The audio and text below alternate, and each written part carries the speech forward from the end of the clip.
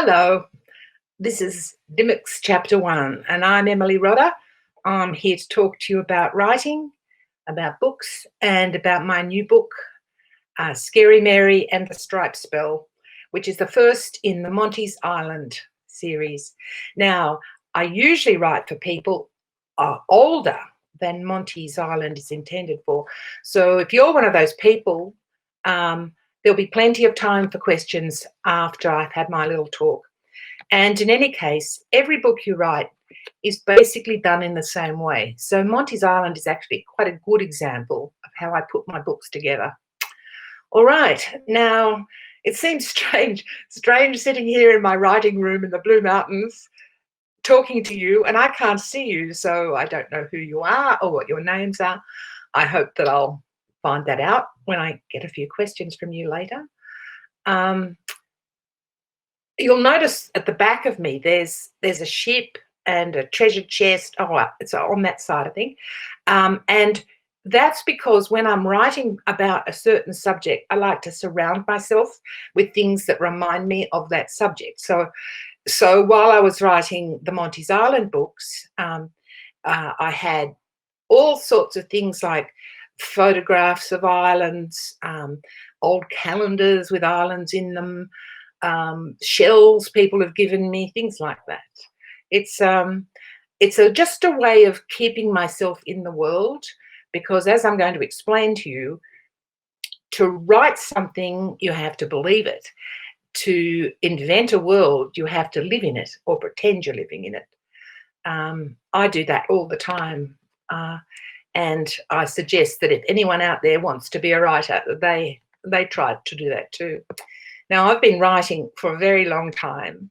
I've written over 100 books for children. In fact, a good example of that is that my very first book came from making up a story for my little daughter, Kate. And that book was published, and it was my first book. It was called Something Special. And this book, Scary Mary and the Stripe Spell, came from a story I made up for my little grandson. So it's like a circle, that a writing circle, where once I was telling stories to my daughter, and now I'm telling stories to my daughter's son. Most amazing.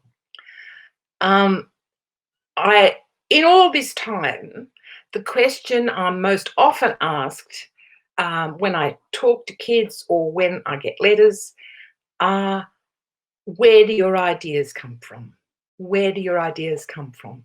That is the most common question, and I'm sure that that's exactly what some of you might like to ask as well. So that's the question I'm going to go in for now. The thing is, I loved books and reading when I was at school, and I always wondered how my favourite authors got their ideas as well. Now, we did some writing in class, and the teachers used to always say the same thing. They'd say, write about what you know, and they'd say, use your imagination.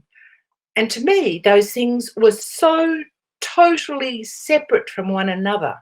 I could not understand how you could put my boring life with imagination.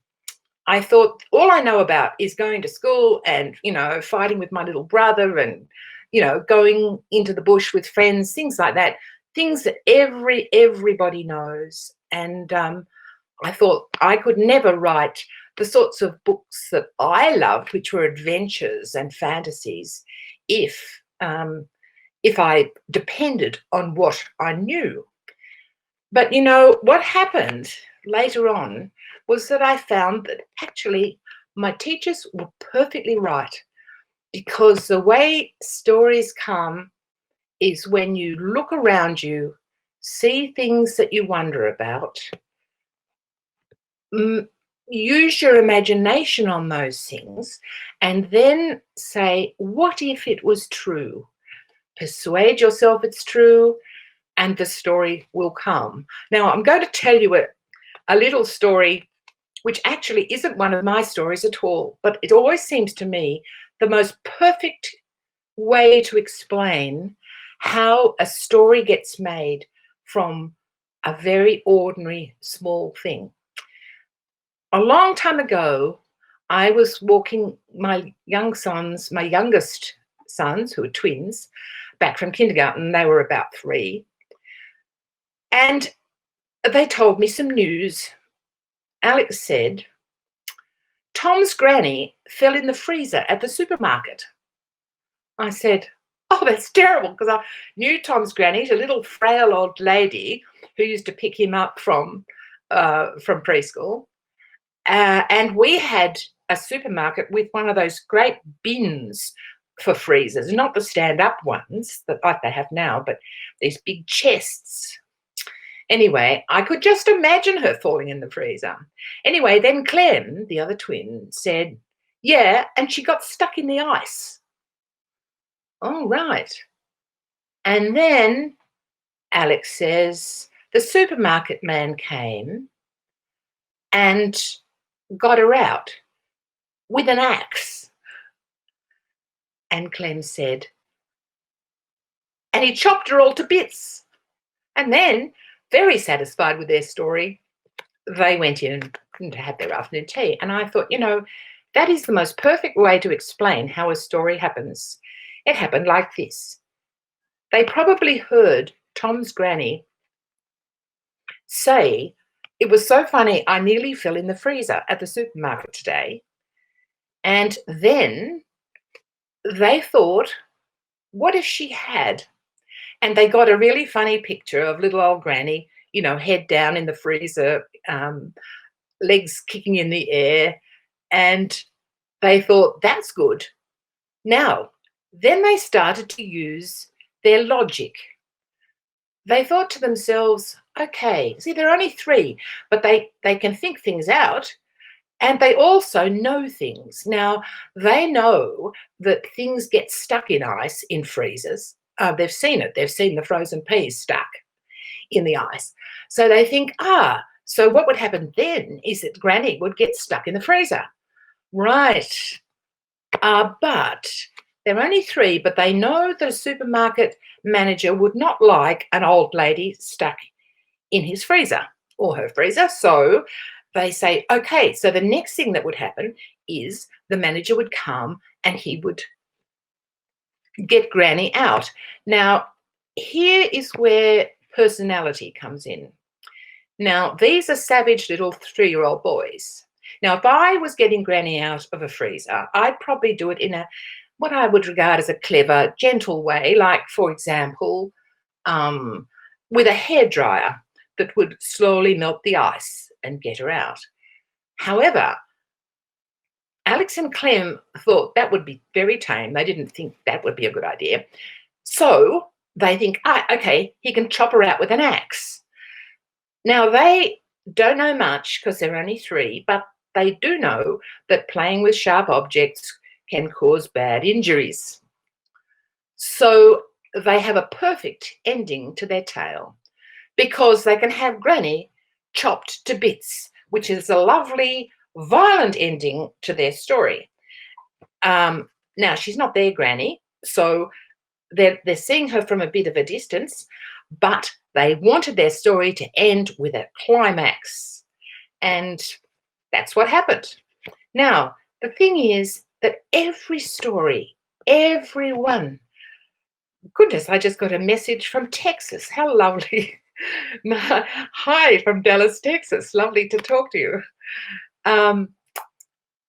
So I realized that actually every story, from the longest and most complicated to the simplest, comes the same way. It's by someone saying, that's a funny picture, or that's a terrible event, or that's something that I'd like to do. What if I could? What if is the magic word? That's what will help you to make up a story from all sorts of things you see every day that might to other people seem perfectly ordinary. Now, the Monty's Island books are written for a younger age group. maybe 5 to 8, that sort of age group, I guess, or 9. However, they're created in exactly the same way as other books that I've written, like Del Toro Quest or Rondo series, or any of those books about magic worlds, worlds that aren't our own. An island is a small world. That's one of the things I love about Ireland. Del Toro Quest was, of course, made about an island, and this is the island that Lucinda Gifford, the artist who illustrated Monty's Island, drew for me. I'll just read you the first thing I started about Monty's Island. I had this paragraph. Okay, this is the first paragraph of the book and what I started with. Somewhere far away, there's a sea that ripples with magic. And if you were a bird flying high over that sea one fine day, you'd be able to look down at the tiny green and gold dot. That's Monty's Island. So that was the image I had of a little island in a magic sea. Now, the thing is, when you're inventing a fantasy world, you have to know a lot more about it than just knowing where it is and vaguely what it looks like. You have to pretend you're living there. You have to work out what you can hear, what you can smell, what it feels like, what the weather's like, all sorts of things that you might not actually end up using in the book at all, but just so that you'll feel at home in your fantasy place. So you know your world well, and you think about your world a lot, and you imagine that you're living in it. But then, of course, you can't just have the place. You need some people too. And so then, having thought a lot about my island, I thought, who's going to live there? Well, I knew Monty was, because I'd thought about him before. I knew that Monty was a smart little character. I knew that he had a lot of bright ideas. That's what I wanted him to be like. And I knew that he loved picking up things that he found on the beach. The waves bring in different things every day, and he finds them, and he always can think of a clever thing to do with them, even though they might be very strange objects indeed. Well, I wanted him to live with a family of friends. So his best friend is Tawny the lion, Tawny the fearless lion, who lives with him in his little grass hut. And then there's Sir Wise, the owl, who lives in a hollow tree and knows everything. Then there's Bunchy the magician. Unfortunately, she's very good-hearted and she tries very hard, but unfortunately her spells hardly ever work. Then there's Clink, the shipwrecked pirate, who I'm afraid is rather greedy and selfish and actually hates being on the island and always wants to be escaping in some way or other. And then there's Marigold, the clever cook, who's a very sensible person and who runs the Island Cafe, which is where they all eat and meet and discuss their problems. Now, the island, of course, doesn't just have my main characters. It also has all sorts of strange creatures on it. Now, in Del Toro Quest and Rowan of Rin and other books that I've written, I've often invented strange creatures. One of the creatures on Monty's Island is, of course, the hairy horrible, which is the island's monster. It lives in the jungle in the island. Now, it's a very dangerous creature, but the islanders are completely used to it. They know it hunts at night, and so they keep out of the jungle generally. They take it completely for granted in the same way that we take normal dangers like a busy road. We take it for granted in a way. We take our precautions, but we know how to deal with it. And so they are about the hairy horrible. Now, I can't show you a picture of the hairy horrible because no one's ever seen it completely. They've only seen bits of it at a time. However, what I can tell you about is how I thought up some other rather strange creatures that live on Monty's Island. Um, one night, oh no, not night, it was morning. I was lying in bed actually, waiting to get up, and I heard these birds. We live in with a lot of trees around us, and there were these birds, and I'd never heard them before. There were two of them, and they were talking to each other.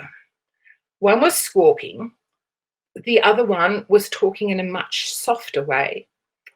And they just went on and on and on, calling, answering, calling, answering. And I thought, they sound as if they're arguing. And when I was writing Monty's Island, I thought, I'm going to make these birds the argue birds. And so I did. The argue birds live on Monty's roof.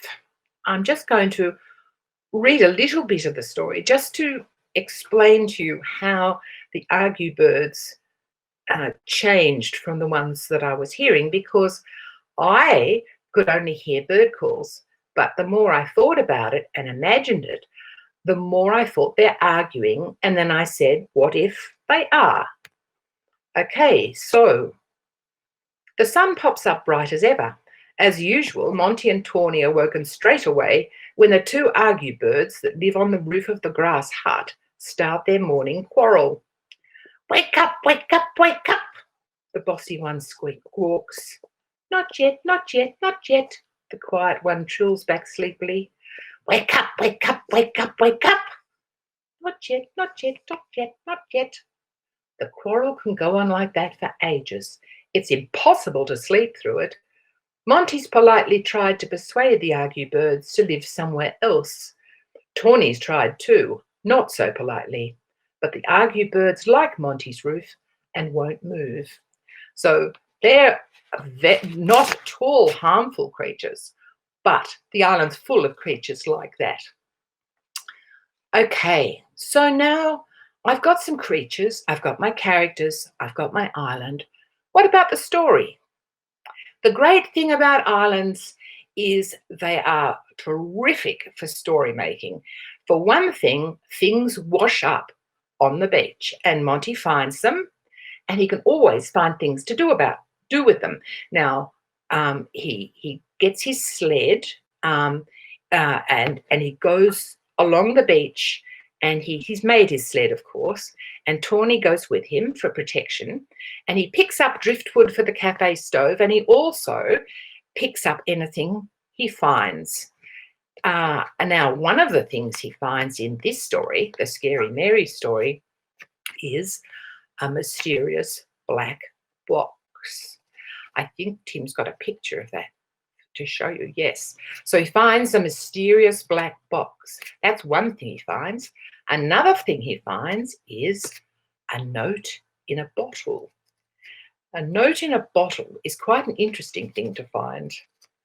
There are other things that he finds too, and they all come in to make part of the story. The other good thing about islands is that you're a self-contained little world, but strangers and visitors come to visit.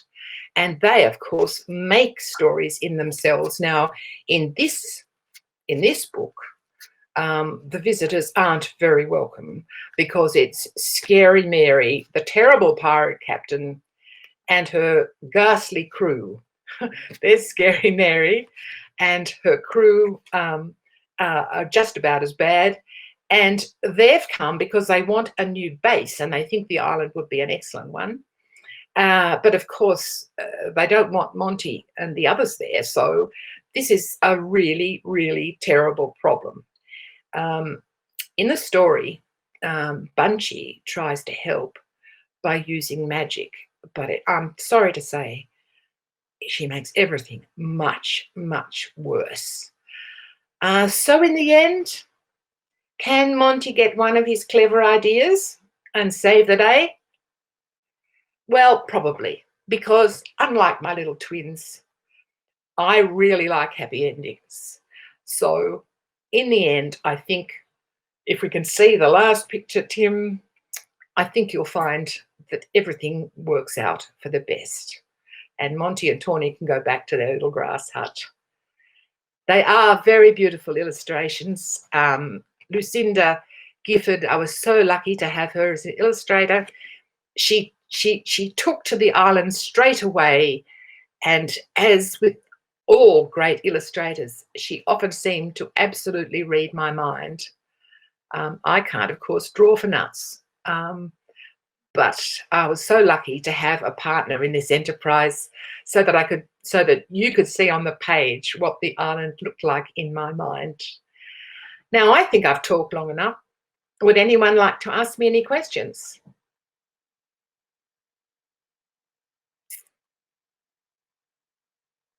Yes?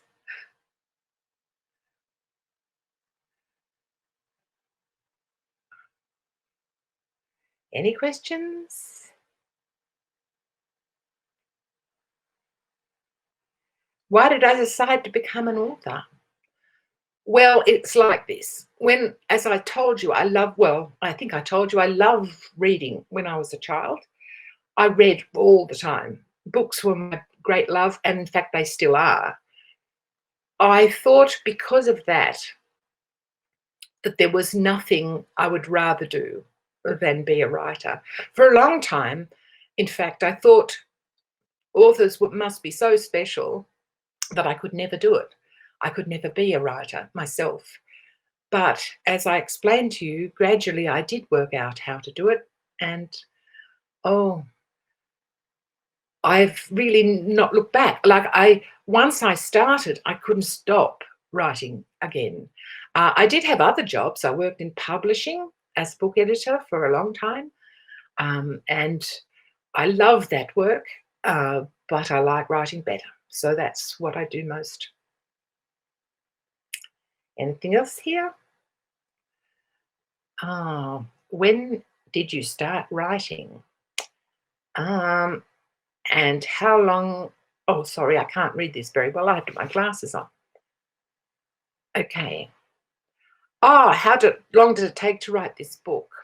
Okay, I started writing, in fact, when, I told you that I told a story to my daughter who was 7. That was a very long time ago, but that was basically when I started. That was when I realised that I actually could be a writer after all.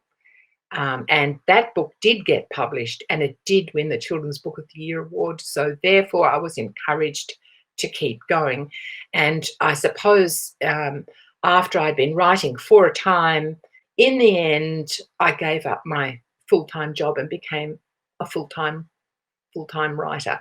This book, it's very hard to tell you how long a book takes to write, simply because Scary Mare and the Striped Smell is quite short. It's not a huge book. So I suppose the actual writing probably only took about 4 months. But I had thought about it for a long time before that, and that's always the case.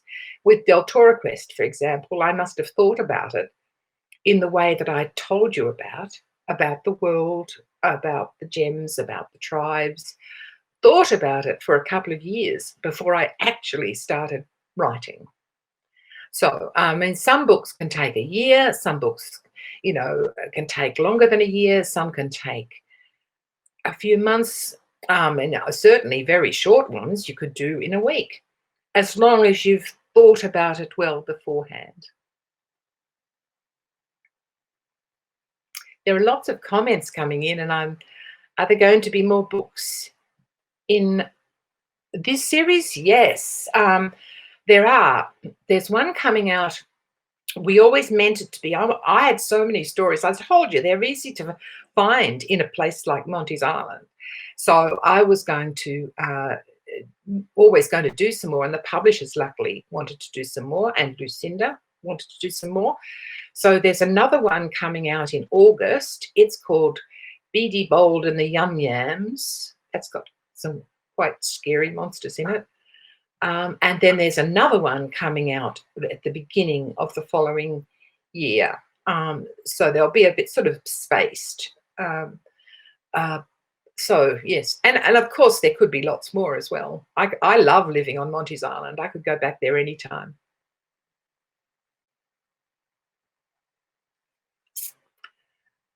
Um, oh, thank you for saying that you love my books. I'm going to have to put my glasses on because the type on the screen's too small. Oh, are there any new ones coming for middle grade students?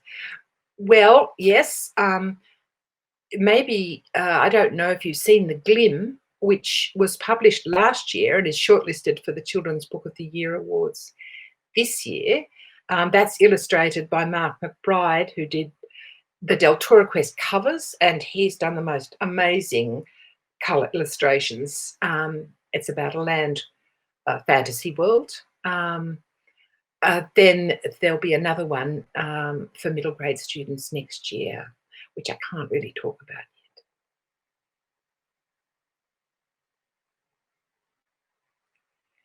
yet. Who's my favourite character? My favourite character of my own books. You know, of all the books I've written, probably it's Rowan in the Rowan of Rin books. I really like Rowan because he starts off thinking he's not brave at all, and it turns out he really is. He just didn't understand that you have to be scared before you can be really brave. I love the Rowan character, but in fact, I actually, it's hard to explain without sounding extremely weird, but all my characters seem to me to be real. So I think of them in the same way as I think about people I know.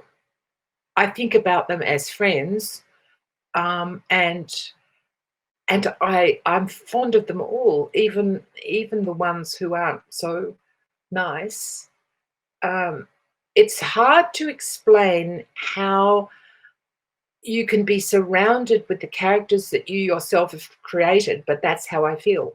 Um, uh, there are just about, I mean, last year, no, the year before last, there was a book called His Name Was Walter, which won quite a lot of prizes, and there were characters in there that I really loved, particularly in the sort of high fantasy part of the story. But look, there are so many. Bob the Builder was nice. I liked him. Any tips on writing good stories for kids? Well, the main thing I'd say is not to think too hard about who you're writing for. Write something that pleases you. I suppose if you're specifically saying for writing for children, then you have got to, of course, think about language level and things like that, because you want people to be able to read the book without a lot of trouble to them. But from the point of view of being a writer, I honestly believe the best thing is to write the sort of story that you yourself love to read. I think it's a mistake which some people make to say, oh, these sorts of books are very popular at the moment, so I'll write one like that. You must write from your heart, and the best way to do that is to write something that you yourself would love to read. Or perhaps, if you're writing for very little children, the story you yourself would love to read to your child or grandchild, or that you think would make them laugh. You know them better than anyone. That's probably my best. The other thing about writing is don't give up. Just keep doing it. Just keep doing it. Remember how many publishers J.K. Rowling had to send Harry Potter to before she found a publisher.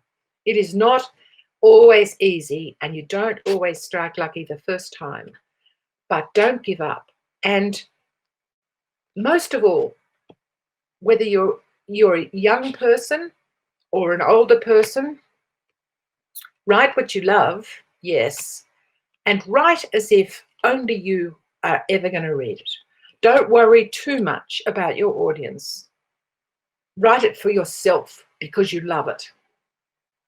It's the best advice I can give.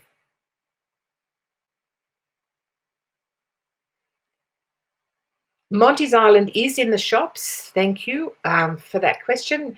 It's this one, Scary Mary and the Striped Spell, is in the shops now.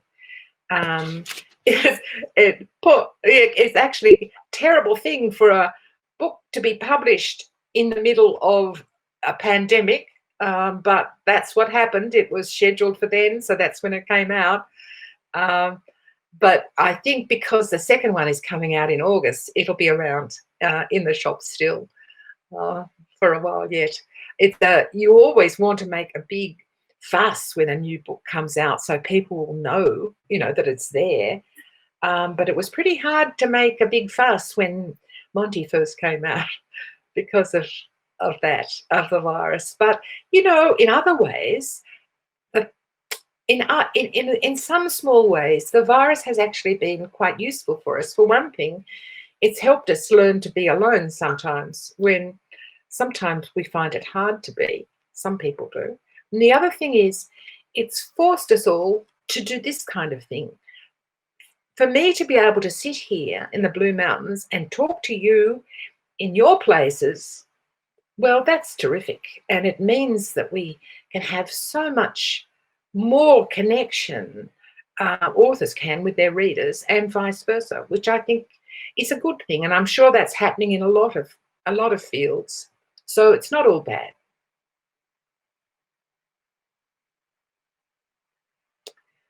Oh, I'll need my glasses for this one again.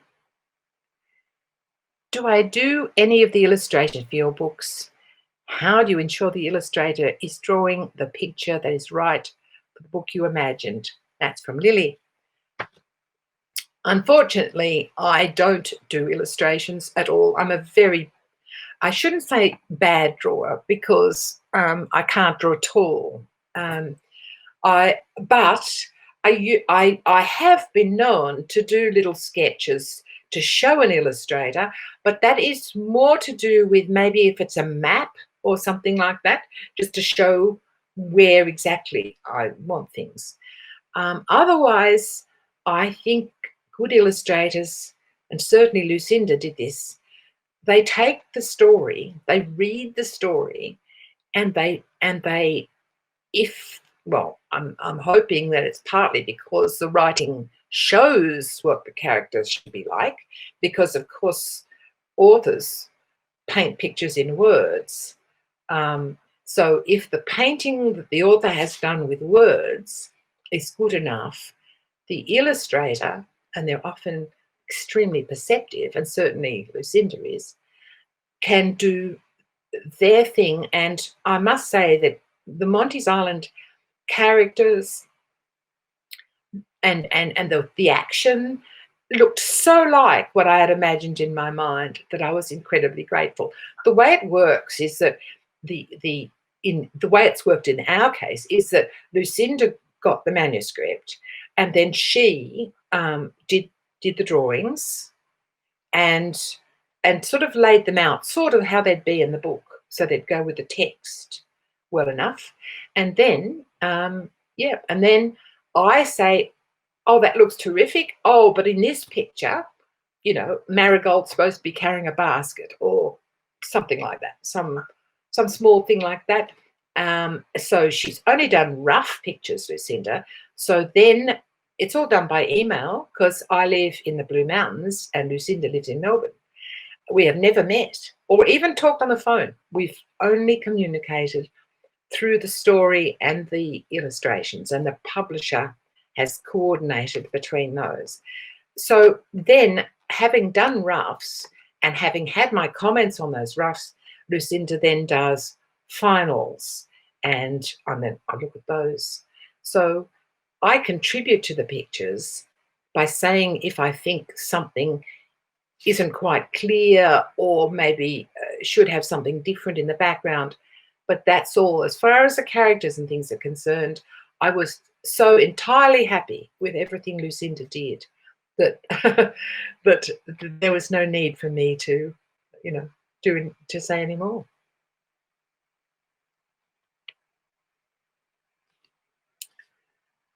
Okay, so this is one from Cassie Ann. Who was my favourite author when I was a child? And who is my favourite author now? Okay. Well,